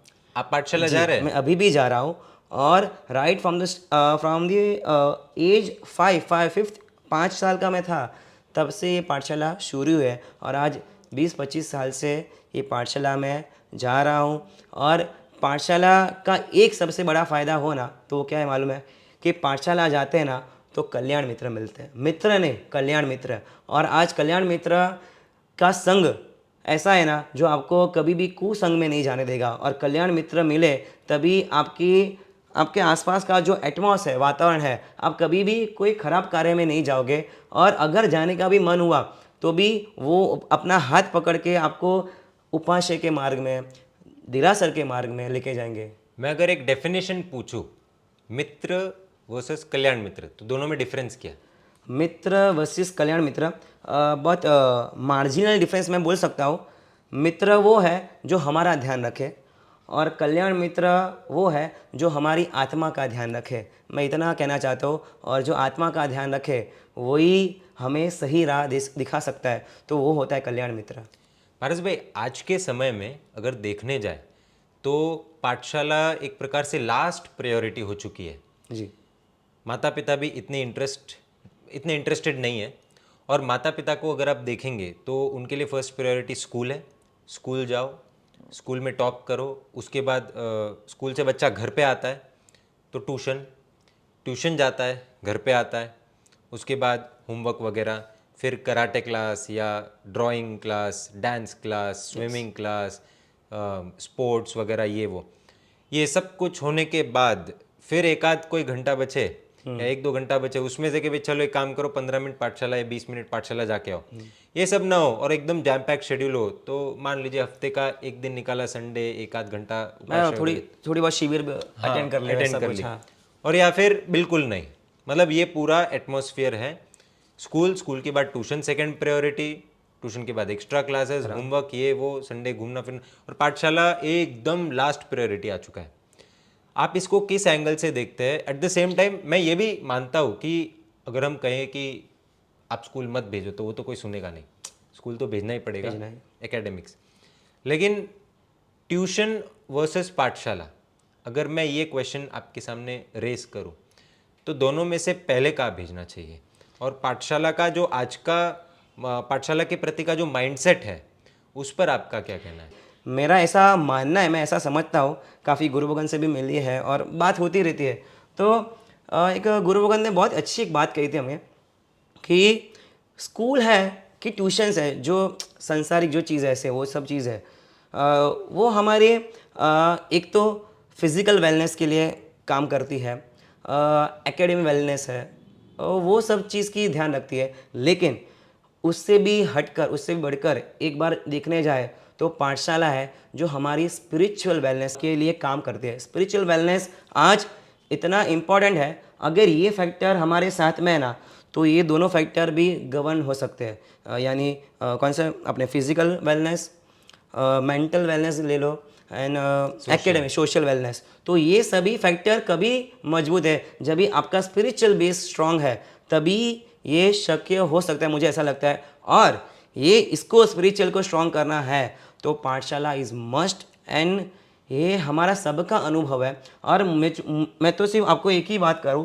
कि पाठशाला के स्टेप्स हम चढ़े, मेजॉरिटी पाठशाला उपाश्रय में होती है, तो वहाँ पे जाते हैं, कल्याण मित्र तो मिले, लेकिन साथ में वही कल्याण मित्र हमें गुरु भगवान के पास लेके गए। यानी एक कल्याण मित्र का हाथ पकड़ा तो उन्होंने सीधा उंगली पकड़ी उनकी, समझो, तो उन्होंने सीधा हमको गुरु भगवान का हाथ पकड़ाया और वही गुरु भगवान ने आज हमें भगवान तक पहुंचाया है। तो ये स्पिरिचुअल बिल्डअप आज पाठशाला में जाके हुआ है, और ये हमारे मॉरल वैल्यूज़, ये सब बहुत मायने रखते हैं। हम जब भी कभी भी कोई कोई भी फील्ड से बाहर निकल के हम जब सोशली बाहर आते हैं तो सिर्फ हमारी बुद्धि ही नहीं काम करती, लेकिन हमारे साथ हमारी भावनाएं भी बहुत काम करती है। और आज भावना का स्ट्रांग होना, ये पाठशाला के अलावा मुझे नहीं लगता है कोई और फैक्टर हमारे इस भावना की चीज़ पे काम कर सकता है। तो पाठशाला जाना कोई भी उम्र हो, मैं तो बोलूँ 5 साल या 50 साल का भी हो, पाठशाला तो ज्ञान की बात है। ज्ञान तो कोई भी उम्र में जितना लोग कम है तो लेते ही रहना चाहिए और पाठशाला जाना ही चाहिए। मैं तो यही बोलना चाहता हूँ। अच्छा, आप संकेत ग्रुप में भी इन्वॉल्व है बहुत अच्छे तरीके यस। से, और संकेत ग्रुप ने भी पाठशाला के लिए हम चले पाठशाला योजना शुरू की थी, और अभी 2.0 भी उसका सेकंड वर्जन जो योजना का है वो भी लॉन्च किया था। उसके पीछे का थोड़ा हमको स्टोरी बताएंगे? हाँ जी, संकेत ग्रुप एक ऐसा ग्रुप है, मैं बचपन से उनसे जुड़ा हूँ। मैं आई गेस 5th स्टैंडर्ड में मैं था, तब से संकेत ग्रुप से मैं जुड़ा हूँ। यानी बहुत छोटा 10-12 साल से संकेत ग्रुप से जुड़ा हूँ, और संकेत ग्रुप से जुड़ना भी पाठशाला के माध्यम से ही हुआ। संकेत ग्रुप की पाठशाला चल रही थी, तभी से चल रही थी। और हाल ही में हम देख रहे हैं अभी जो ऐसा माहौल पूरे विश्व में चल रहा है कि मॉडर्नाइजेशन ओवर हो रहा है, और काफ़ी सारी पाठशालाएं बंद हो चुकी है। जहाँ पे 100 की स्ट्रेंथ हुआ करती थी पहले के ज़माने में, आज वो 10 पे 12 पे या तो 0 पे आने की उसमें है। तो तभी एक इनिशिएटिव एक महात्मा लेते हैं, मुनिराज हेमशेखर विजय महाराज साहब, बच्चूभाई के नाम से हमने जो हमारी बात हुई प्रसिद्ध है। तो उनके अंदर ही शासन के लिए बहुत सारी खुमारी पहले से, और पाठशाला के लिए पहले से उनके लिए बहुत है कि पाठशाला में कुछ करना है, पाठशाला के लिए कुछ करना है। और उन्हें एक विचार आया कि पाठशाला में सिर्फ क्यों मुंबई के लिए हम विचार करें, कि हम क्यों ना और आगे भी विचार करें। तो सबसे पहले 5 सिटीज़ की 5 शहरों के लिए एक पहले योजना बनाई, जिसमें मुंबई था, जूनागढ़ था, अहमदाबाद, सूरत, वडोदरा से सूरत 5 सिटीज़ थे। फिर और आगे गए। नहीं, अभी इतना सीमित नहीं रहना है कि अभी हमें पूरे इंडिया लेवल पे हम अगर प्रयत्न करें तो, और कुछ ऐसा अट्रैक्शन दे आज ऐसा ज़माना है कि बिना अट्रैक्शन कोई नहीं आता है, कुछ ना कुछ तो चाहिए, इंसेंटिव्स के तौर पे भी या कुछ बोनस के तौर पे। अगर वर्कर्स है तो उनको बोनस दे दो तो वो खुश हो जाते हैं। तो वैसे मुनिराज ने एक बहुत ही अच्छी योजना की, और जब ये हमारे सामने आई कि first lucky draw winner 1 CR, तो हम सभी शौक हो कि यार ये कहाँ से फंड आएगा भाई। लेकिन साहिब जी बोला आप कार्य करो, फंड की चिंता मत करो, आएगा वो चिंता मत करो। और योजना रखी, और 90,000 से भी ज़्यादा लोग पूरे इंडिया से जुड़े इस योजना में। शायद आपको पता भी नहीं रहेगा, लेकिन मुझे ध्यान में एक जोगेश्वरी में एक पाठशाला थी, काफ़ी समय से बंद हो गई थी, और इस हम चले पाठशाला फर्स्ट की बात कर रहा हूँ, उस योजना के अंतर्गत वो पाठशाला भी शुरू हुई, और आज 60 से 70 से ज़्यादा बच्चे सभी उम्र के युवान युवती यहाँ पे आते हैं और ज्ञान लेते हैं और सीखते हैं। और ऐसी ही नहीं, पाठशाला सराग जैसे क्षेत्र में वहाँ पे भी बहुत सारी पाठशालाएँ चल रही है, और वहाँ पे काफ़ी सारी युवा ने तैयार हुए, नौकार मंत्र में भी नहीं थे, और आज नौका मंत्र से लेके 3-4 महीने में भाई वो लोग अतिचार तक पहुँच गए। तो वैसी पाठशाला है तो सब कुछ है। पूरे विश्व में आज बहुत सारी पाठशालाएँ नई भी हो गई है शुरू, और बहुत सारे हम स्टूडेंट्स बोल सकते हैं, तो बहुत सारे स्टूडेंट्स पाठशाला के कोई भी एज के हो, 5 साल के 50 साल के आज जा रहे हैं, और पूरे भारत में पूरे विश्व में आज ये पाठशाला धमधोकार चल रही है। और इसका श्रेय बहुत सारे गुरु भगवान, बहुत सारे मुनि भगवान हैं जिनके आशीर्वाद से और भगवान के आशीर्वाद से ये पाठशाला की योजना तो चल ही रही है, लेकिन पाठशाला भी बहुत ही अच्छी तरह से चल रही है। बहुत ही अच्छा इनिशिएटिव है कि बहुत मेहनत लगती है। इतनी मेहनत स्कूल में भेजने की नहीं लगती जितनी मेहनत पाठशाला में आजकल भेजने की लग रही है। और कहीं ना कहीं ये प्रयास सफल होता दिख रहा है। जो टारगेट था कि नहीं बच्चे बड़े युवान सब जाए, और सब जा भी रहे हैं। एक हो ना कि जो व्यक्ति रोज़ शाही भोजन खाता हो और उसको अचानक एक दिन दाल बाटी रोटला मिले, थोड़ा मुश्किल हो जाता है, राइट। चलो ये तो हुई भोजन की बात, बराबर है। भूख लगी हो तो वो भी अंदर चले जाता है। लेकिन when it comes to fame, when it comes to audience cheering, एक तरफ विदाई समारोह, संगीत, भक्ति और हज़ारों की संख्या में युवान आपके लिए ताली बजा रहे हैं, भाई भाई नाच रहे हैं आपके गीतों पर, नेम रस, एकदम एक्सट्रीम हाई लेवल क्वालिटी का ऑडियो, माइक्रोफोन, ये वो। और दूसरी तरफ आपके वीडियो तो आप देखते नहीं, वो हम देखते हैं। और वो वीडियो हमने देखा कि आप सराक क्षेत्र में बच्चों के साथ ऐसे खुले मैदान में वो एकदम बेसिक लेवल के हाँ, equipment स्पीकर के भी साथ- उठा के जाते हैं हम तो। हाँ, इधर स्पीकर रख के गाना वगैरह, एक वो माहौल और एक ये माहौल। तो वो वाले भी यही पारसगढ़ है, ये वाले भी पारसगढ़ है। तो दोनों में आपको पता है वहाँ पर जो इधर आपको चेयरिंग मिल रहा था वो उधर तो शायद नहीं ही मिलेगा। तो ये आपका पर्सनल एक्सपीरियंस कैसा रहा, और दोनों को आपने किस रूप में देखा? कहीं ना कहीं ईगो हर्ट होता है कि ठीक है एक बार आ गए अगली बार नहीं आना, लेकिन शायद आप सेकेंड टाइम फिर से गए थे। कितनी बार जा चुके हैं सराक क्षेत्र? सराक क्षेत्र पिछले 3 साल से संकेत ग्रुप जुड़ा है इससे 3 साल से, और 3 साल में बहुत बार आना जाना हो गया है, कम से कम 4-5 बार तो हो ही गया है।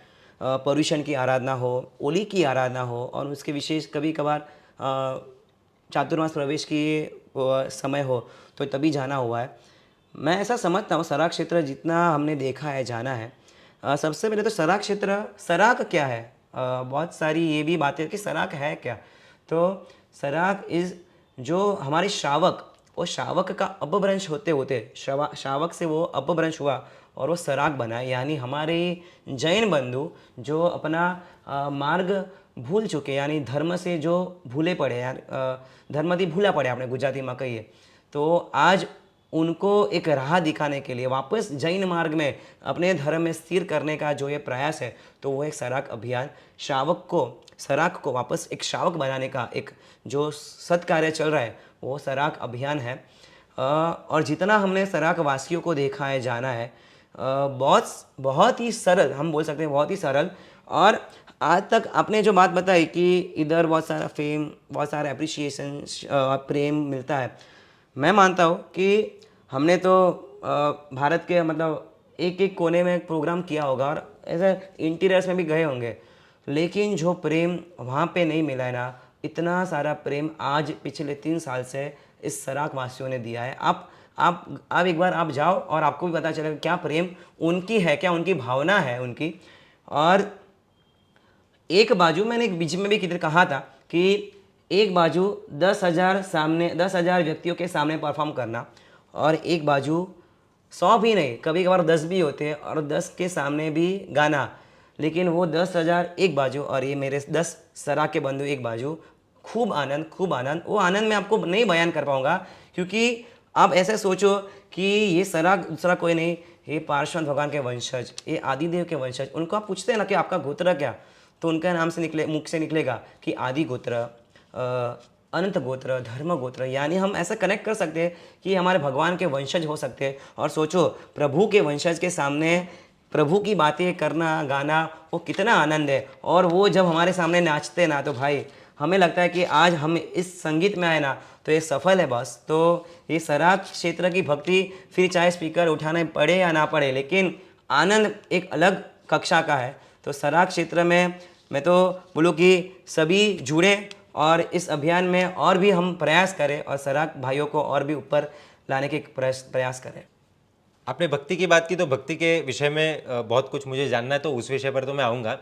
लेकिन आपने कहा 4-5 बार आपका जाना हुआ है सराक क्षेत्र, और लकीली मैं भी एक बार गया था और बहुत कुछ जानने को मिला, एक्सपीरियंस भी हुआ अच्छा।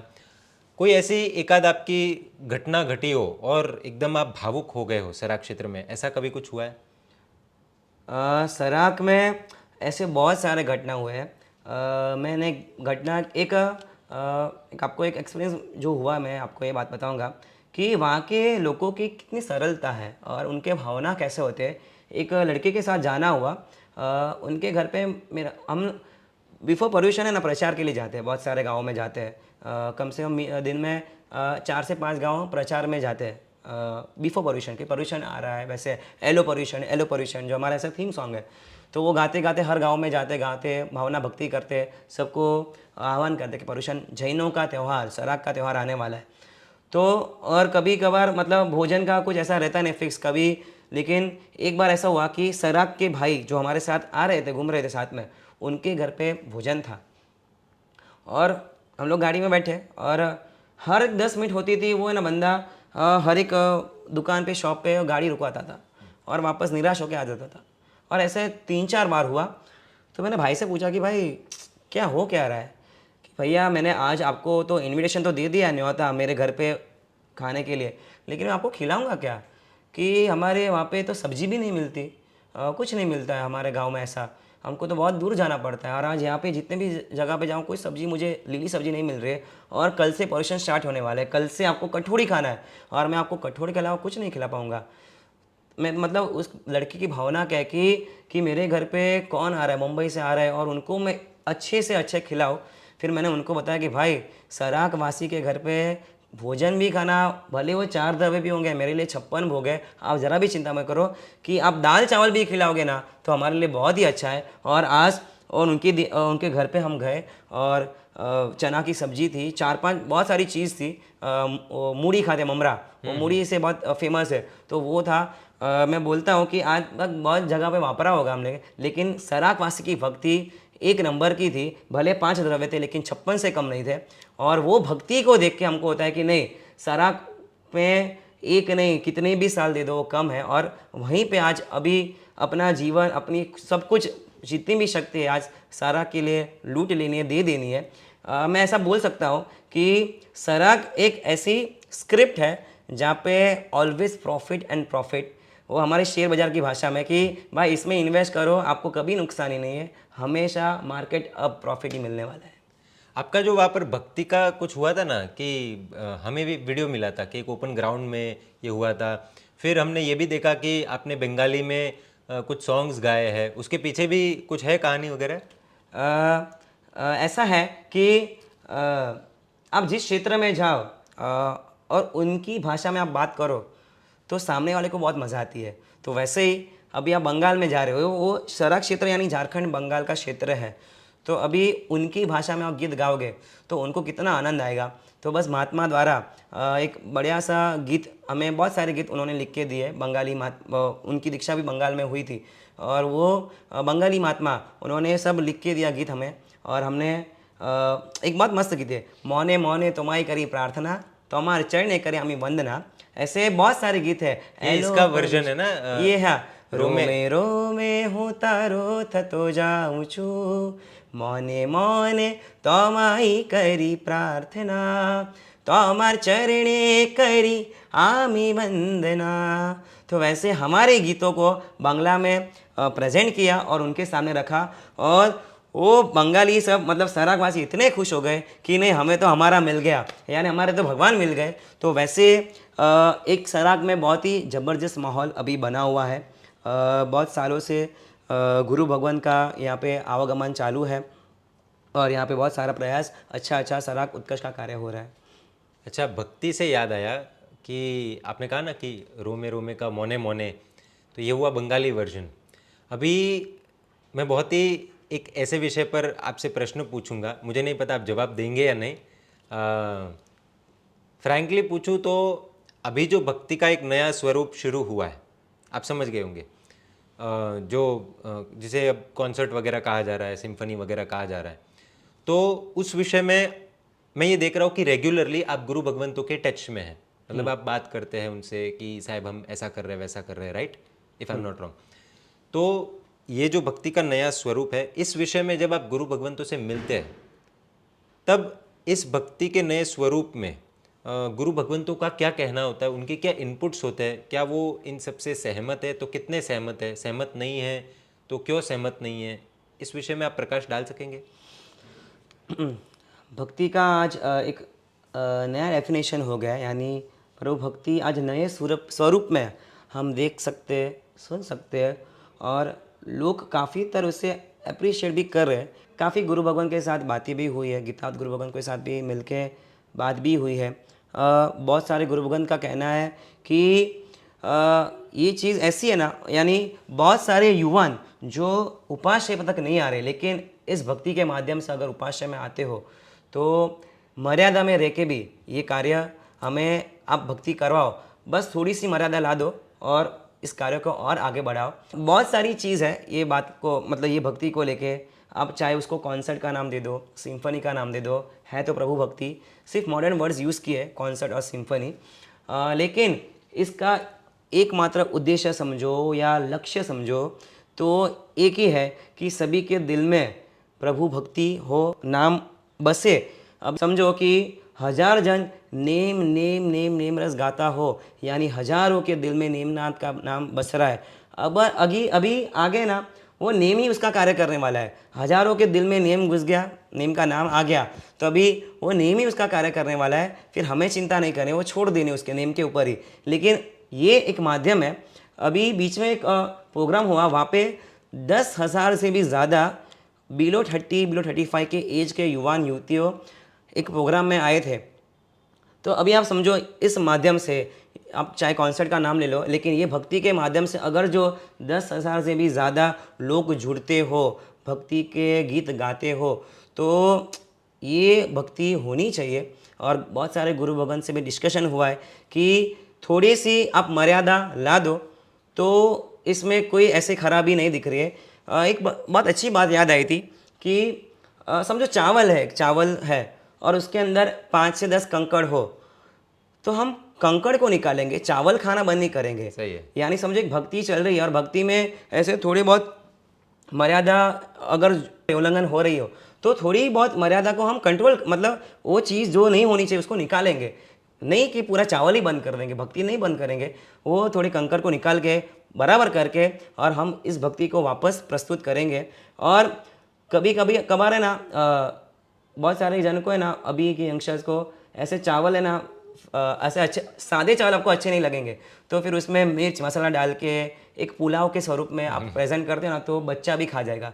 तो बस ये पुलाव यानी आज की भक्ति, मॉडर्न भक्ति, जो हम उद्देश्य यही है कि भगवान के भक्ति का चावल उसके पेट में जाए। बस वैसे ही भक्ति का अगर जो हमारा इंटेंशन क्लियर हो, आपका इंटेंशन, आपके माध्यम से जो आपको जो देना हो वो क्लियर हो। और तो ये ऐसा प्लेटफॉर्म है जहाँ से आप बहुत सारी अच्छी अच्छी बातें, और अच्छी अच्छी बातें होती भी है, व्यसन मुक्त की बातें होती है, आज रात्रि भोजन त्याग की बातें होती है, सिर्फ भक्ति नहीं हो रही है, वहाँ पे बहुत सारी ऐसी भी संवेदनाएं होती है जो आज लोगों के दिल तक भक्ति के माध्यम से पहुँच रही है। और मैं तो ये भी समझता हूँ कि ये आज का जो कॉन्सर्ट है या सिम्फनी है, ये भक्ति के सामने नहीं है, लेकिन ये इसके सामने है जो आज बॉलीवुड कॉन्सर्ट्स हो रहे शहरों में, मुंबई में हो, बेंगलोर में हो, चेन्नई में हो, तो ये जो अलग अलग संगीतकार बॉलीवुड के सिंगर्स के जो कॉन्सर्ट हो रहे हैं उसके सामने वहाँ पे लोग ना जाए और उसको अवॉइड करके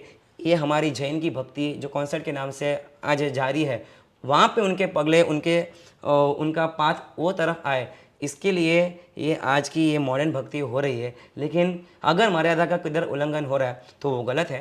तो लेकिन फिर भी हम उसको मिनिमाइज जितना हो पाए वो कम करके भी ये भक्ति हो और एकदम अच्छे माध्यम से सभी के सामने प्रस्तुत हो, उसका खास ध्यान रखेंगे और ये भक्ति भी आगे भी करेंगे। बहुत क्लैरिटी के साथ आपने कहा कि कोई चीज़ में अगर कुछ इश्यूज है तो उस इशू को रिजॉल्व करना चाहिए जी, नहीं कि वो पूरी चीज़ बंद कर देनी चाहिए। जैसे जैसे कि कोई गाड़ी है और चल रही है और इंजन में थोड़ी बहुत खराबी है तो आप इंजन को रेक्टिफाई करो, ना कि गाड़ी चलाना बंद कर दो। बराबर है। तो इसी के संबंध में एक क्वेश्चन आपसे पूछना है। जैसे फॉर एग्जाम्पल आपने कहा कि भक्ति को अगर युवा नहीं जुड़ रहा है धर्म से तो इस माध्यम से युवा जुड़े। इसी तरह से पाठशाला में भी हम देख रहे थे, ये हम चले पाठशाला जो आया इसमें तो कई लोग जुड़े भी, लेकिन इसमें भी हम देख रहे हैं कि युवा या बच्चे जो भी आ रहे हैं वो गाथा करके अपना जो टारगेट है वो मीट करके चले जाते हैं। अगर ऐसा कहा जाए कि वो आए, गाथा करे, गाथा वेरी इंपॉर्टेंट, नो डाउट, और वो होना ही चाहिए, उसको रोकना नहीं है, यानी कि जो ओल्ड फॉर्मेट चल रहा है वो तो जारी रखना ही है। लेकिन उसी के साथ वो बच्चा जैनिज्म को समझे, जैन तत्वों को समझे, जैन संस्कारों का उसमें सिंचन हो, जैन सिद्धांत क्या है ये उसको पता चले। कल कोई वो स्कूल में जाए और उसको पूछे कि तू आलू कांदा खाता है क्या, तो वो बोलता है नहीं। क्यों नहीं खाता है? तो उसके पास उस क्यों का शायद जवाब नहीं होता है। बराबर है। और तब 3-4 लोग अगर उस पर हावी हो जाते हैं तो श्रद्धा डगमगा जाती है। और सब तो एकदम ऐसे नहीं कि नहीं नहीं मतलब नहीं, अब क्यों देखेंगे बाद में, ऐसा तो कोई जवाब दे, वो बहुत रेयर केसेस होते हैं। तो एकदम कि भाई नहीं, दृढ़ है, कट्टर है, श्रद्धा एकदम दृढ़ है, तो वो बात अलग है। लेकिन मेजॉरिटी केसेस आपको भी पता है ऐसे नहीं होते। कई बार लॉजिकल एक्सप्लेनेशंस देने पड़ते हैं, जैन तत्वों को जानना पड़ता है, और at the same time personality development. देखिए आज आपने कहा ना कि 10,000 युवाओं को इकट्ठा करना बहुत मुश्किल कार्य हो गया है। अब कोई आए और उसको निमित्त मिले और सुधर गया, उसमें संस्कारों का सिंचन हुआ, गुरु भगवान का सत्संग हुआ, कल्याण मित्र मिले और चढ़ गया ऊपर, तो बात अलग है। और ये बहुत रेयर कंडीशंस हो जाती है, संभावनाएं बहुत कम हो जाती है, क्योंकि दुनिया में कुनिमित्त बहुत सारे हैं। बट यहाँ पर क्या है, राइट फ्रॉम द बिगिनिंग वो बच्चा आ रहा है और उसके पर्सनालिटी डेवलपमेंट पर फोकस किया जाए, उसके मॉरल वैल्यूज पर फोकस किया जाए, जैनिज्म वैल्यूज पर फोकस किया जाए।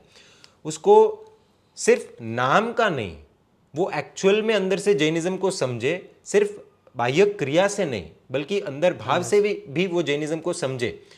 सूत्र करे तो सूत्र का अर्थ भी वो समझे, और वो क्यों कर रहा है वो भी वो समझे। उसके पास उससे क्या होगा, 2 बेनिफिट्स होंगे। शॉर्ट में कहूँ तो लॉजिक्स भी पक्के होंगे और श्रद्धा भी पक्की होगी, तो और दोनों काम करते हैं, दोनों काम के। तो क्या आपको नहीं लगता कि जो एडवांसमेंट बाकी हम क्षेत्रों में देखते हैं, अब एक टाइम था कि नंबर वाला फ़ोन आता था, एक टाइम आया स्मार्टफोन आया तो लोगों ने स्मार्टफोन अडॉप्ट किया, एक टाइम था इतना मोटा टीवी आता था, अब एकदम स्लिम टीवी आता है, एक टाइम था कि कंप्यूटर सिस्टम सब इतने बड़े आते थे, आज इतना सा पतला सा लैपटॉप आ गया, अब तो टैबलेट ये वो सब। यानी कि हम हर भौतिक क्षेत्र में अपग्रेडेशन करते जाते हैं। शासन के विषय में पाठशाला का जो ओल्ड फॉर्मेट चल रहा है उसका कोई विरोध नहीं, उसका फुल सपोर्ट है और वो होना ही चाहिए। लेकिन उसी के साथ साथ एक जो मिस आउट हो रहा है, माने वैल्यूज़, अगर वो इनबिल्ट करनी है तो क्या इसमें एडवांसमेंट को सपोर्ट देना चाहिए, और वो अगर एडवांसमेंट हो रहा है तो आपके हिसाब से वो कितना सही है, कितना अच्छा है? आज सभी जगह पे सभी तरह से एडवांसमेंट हो रहा है, फिर सब क्षेत्र में, फिर चाहे वो स्कूल हो, मोबाइल्स है, मोबाइल स्मार्ट हो रहे हैं, स्कूल स्मार्ट हो रही है, स्कूल में लर्निंग स्मार्ट हो रहा है, इवन हमारी भक्ति भी एडवांस हो रही है। तो मैं समझता हूँ कि पाठशाला भी एडवांस होनी चाहिए और वो अति आवश्यक है। क्योंकि कोई बच्चा बॉर्न होता है तो राइट फ्रॉम द बिगिनिंग वो ज्ञान लेना शुरू करता है। तो शुरुआत से ही अगर उसको ऐसे वे में उसको सिखाया जाए, ऐसे वे में उसको संस्कार दिया जाए, तो वो आगे जाके बहुत ही फ़ायदा होने वाला है। और जो डिजिटल जैन पाठशाला का माध्यम है, जो राइट फ्रॉम द बर्थ उसको संस्कार देने की जो कोशिश उन्होंने इनिशिएटिव ली है, वो सही मायने में बहुत ही बढ़िया है। आई गेस 5 से 15 साल का जो उनका जो प्लानिंग है बहुत ही बढ़िया है। और ये सभी पाठशालाओं को इनिशिएटिव लेनी भी चाहिए, सिर्फ इंडिया में नहीं। मैं तो समझता हूँ कि पूरे वर्ल्ड वाइड इंटरनेशनली भी ये लागू होना चाहिए, क्योंकि आज सब चीज़ एडवांस हो रही है तो और उसका फ़ायदा भी हो रहा है, क्योंकि हम जिस मॉडर्न वे में जी रहे हैं तो उसका मॉडर्नाइजेशन का इम्पैक्ट हम पे पड़ता है और चीज़ें इजीली ग्रास्प होती है। जैसे समझो अभी सिर्फ हमें गाथा नहीं करनी है, लेकिन गाथा के साथ हमें सूत्रों का अर्थ भी सीखना है। और सिर्फ सूत्रों का अर्थ भी नहीं, कोई ऐसे महापुरुष की बातें, स्टोरीज़ जो हमें अगर समझो डिस्प्ले होती हो, तो वो जो बच्चा देखता है ना वो ज़्यादा सीख पाता है। वो हमने इतने साल में अनुभव किया है कि जो दिखता है वो हम ज़्यादा अच्छी तरह से हम उसको ले सकते हैं, ग्रास्प कर सकते हैं। तो डिजिटल जैन पाठशाला का जो माध्यम है, जो बच्चों को सिर्फ सिखा ही नहीं रहा है लेकिन दिखा भी रहा है, तो वो एकदम इजीली, मतलब वो मेडिसिन इजीली अंदर घुस जाएगी और उसकी ट्रीटमेंट जल्दी होने वाली है। तो डीजेपी जो कार्य कर रहा है वो सही में सभी को इनिशिएटिव लेना चाहिए। वैसे ही मतलब सब पाठशाला को वो बढ़ावा देना चाहिए और सभी को ये डीजेपी का फॉर्मेट लागू करना चाहिए, मैं ये समझता हूँ। बहुत सही बात कही आपने कि स्कूल्स एडवांस हो रहे हैं, स्कूल्स में स्मार्ट लर्निंग चालू हो गया है, तो उसी के साथ अगर पाठशाला में भी स्मार्ट लर्निंग चालू हो, अगर प्रोजेक्टर्स में एनिमेटेड स्टोरीज आए, विजुअल्स आए, सॉन्ग्स, राइम्स वगैरह, और इसके माध्यम से वैल्यूज़ का सिंचन हो, संस्कारों का सिंचन हो, तो बहुत जल्दी बच्चा पकड़ेगा जी। और उसके जीवन में बहुत जल्दी से वो अप्लाई करना शुरू करेगा और आगे उसको बहुत काम आएगा। अगर मैं पूछूं डिजिटल जैन पाठशाला के लिए आपका कोई सजेशन हो तो वो आप दे सकते हैं, अगर कोई सजेशन। हाँ, सजेशंस तो मैं क्या आपको दूँ, छोटा मुँह बड़ी बात होगी। लेकिन मैं इतना हाँ कहना चाहता हूँ कि डीजेपी का जो इनिशिएटिव है 5 to 13 ईयर्स का जो वो एज गैप है, उसको बढ़ाया जाए। क्योंकि यंगस्टर्स के लिए, एक्चुअली आज के यंगस्टर्स जो राह से भटके हुए हैं, उनके लिए अगर जो ये प्लेटफॉर्म मिल जाए ना तो बहुत ही बढ़िया बात होने वाली है। और ज़्यादा यंगस्टर्स यानी आप टीन एजेस ले लो तो 13 से लेके 30, 45, तो ऐसा मुझे लगता है कि डीजेपी के माध्यम से अगर बच्चे लोग ज्वाइन हो रहे हैं तो ये एक ऐसा बहुत ही श्रेष्ठ माध्यम, बेस्ट माध्यम है जो यंगस्टर्स को भी इन्वॉल्व कर सकता है।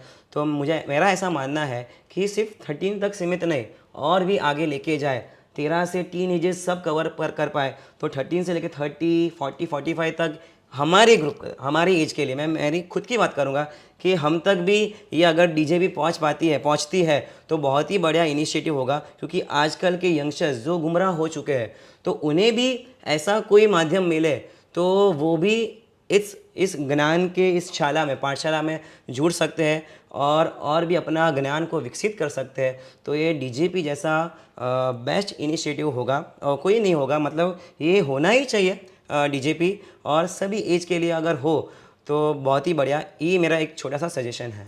नहीं, बहुत अच्छी बात कही आपने, और राइट भी है कि हर एज के युवा को आज नॉलेज की ज़रूरत है।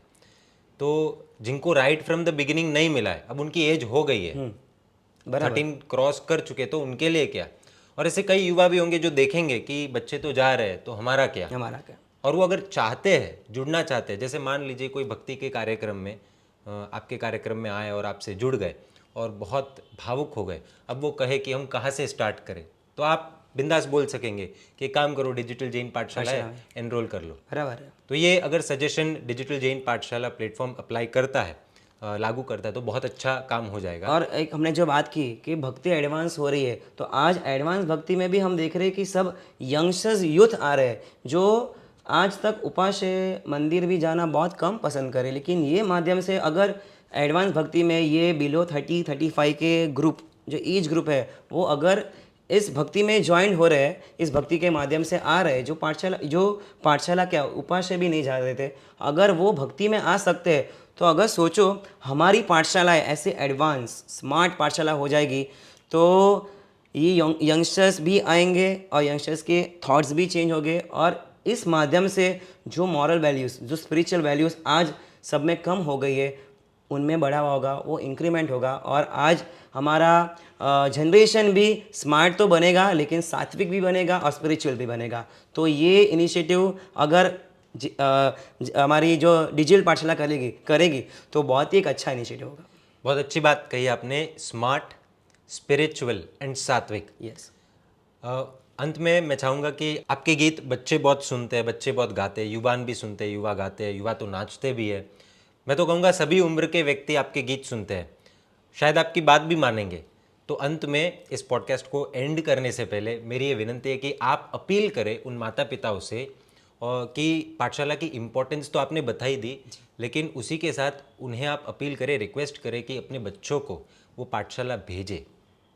एक अपील। और आपका जो एक फेमस गाना है ना पाठशाला को लेकर, अगर उसके साथ हम एंड करें तो 4 चांद लग जाएंगे। जी पक्का।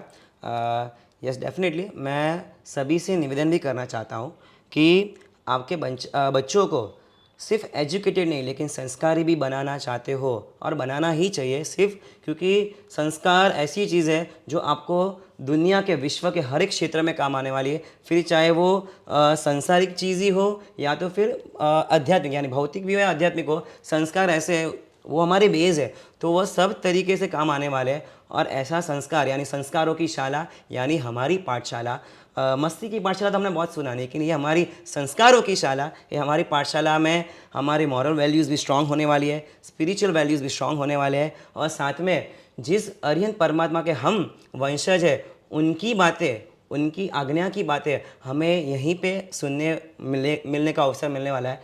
तो सभी माताओं से, सभी पिताओं से और सभी वडीलों से खास निवेदन है कि आप भी जुड़े, आपके बच्चों को भी सबसे पहले पाठशाला भेजें और इस डीजेपी के माध्यम से हम भी अपने आप को मॉरल वैल्यूज से धन्य बनाएं और अपने आप को, अपने जीवन को एकदम सुरक्षित करें और कुसंस्कारों से सुरक्षित करें और अपने जीवन को संस्कारी बनाएं। तो इसके लिए खास आप सभी पाठशाला अवश्य जाए। हम बोलते हैं ना, हम चले पाठशाला, सब चले पाठशाला। और अंत में सिर्फ अपने इस चीज़ को एंड करना चाहता हूँ।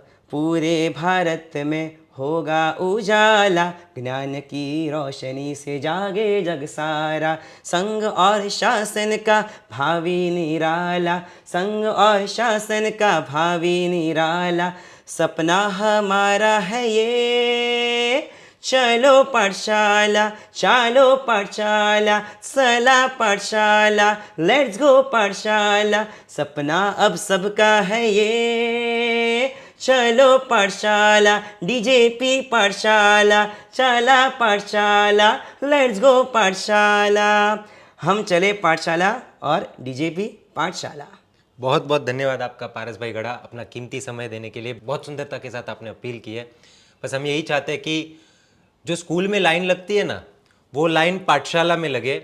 जो इंक्वायरीज के लिए माता पिताओं को भागना पड़ता है, मैं चाहता हूँ वही भाग दौड़ पाठशाला के लिए हो। जो भीड़ और जो भाग दौड़ होती है स्कूल में, वही भाग दौड़ पाठशाला में हो। बस इसी के साथ हम इस पॉडकास्ट को एंड करते हैं। बहुत बहुत धन्यवाद। धन्यवाद।